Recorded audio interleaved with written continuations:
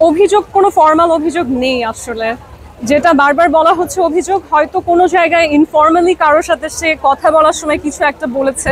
আমি যেটা বলেছি যে আমাদের বাংলাদেশের মানুষদের এক্সাইটমেন্ট, মানে লাফ দেওয়ার যে একটা ঝোঁক, এটা একটু বেশি। ওনার পক্ষ থেকে কোনো অফিসিয়াল কমপ্লেইন নেই। তার সাথে আপনার রিলেশনশিপ কতদিন ছিল, মানে কিভাবে পরিচয়? I won't answer those questions. They are too personal to share. কতদিনের I'm sorry? কতদিনের রিলেশনটা ছিল? Oh, okay. কতদিনের ছিল?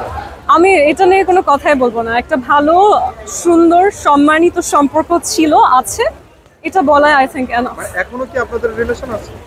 Of course, why not? এখনো কথা হয়? Of course. কখনো কি ওই দেশে চলে যাবেন কিনা বা বাংলাদেশে? না, আমার দেখুন, এটা একটা হাস্যকর কথা, কারণ আমি নিজে যেরকম, আমার কাছে কিন্তু আসলে একটা কট্টর ধার্মিক দেশে যাওয়ার মধ্যে ঝোঁক থাকার, আমার কিছু আগ্রহ থাকার কারণ নেই। একটা আগ্রহ আছে জীবনে, প্রতিটা মানুষেরই থাকে, যে হয়তো কখনো হজ বা উমরা করতে যেতে পারি। ইনফ্যাক্ট উনি নিজেই আমাকে আমন্ত্রণ জানিয়েছিলেন যে আমার পুরো পরিবারকে উনি উমরা করতে নিয়ে যেতে চান।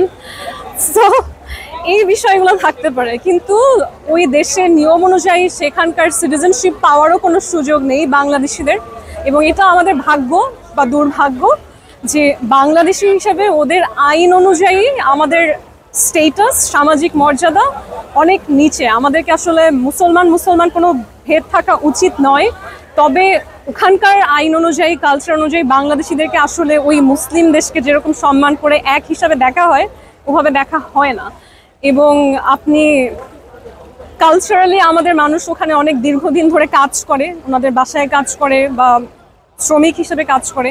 ওই কারণে আসলে সামাজিকভাবেও তাদেরকে আইনি ও সামাজিকভাবেও কখনো এক পর্যায়ে আনা হয় না। তাই ওই দেশে যাওয়ার বা থাকার আলাদা কোনো আগ্রহ আমার মধ্যে একেবারেই নেই। আগ্রহ ছিল একটা ব্যক্তির প্রতি, দেশের প্রতি না, একটা ব্যক্তির প্রতি। এবং সেই আগ্রহ সে অর্জন করেছে অনেক দীর্ঘ সময়ে চেষ্টা করে। সেখানে একটা সমস্যা, জটিলতা হয়েছে, এবং আমার মনে হয় একটা সময় এই জটিলতাটা ঠিকও হয়ে যাবে। আপু আমি যদি একটু যদি না, বউ হিসেবে যদি উনি স্বীকৃতি দিতে চায় বাংলাদেশের কাউকে, তাহলে ওনার চাকরি থাকবে না এবং ওনার আইনিভাবে শাস্তিও হবে। তাই উনি চাইলেও বাংলাদেশের কাউকে বউ হিসেবে স্বীকৃতি দিতে পারবেন না।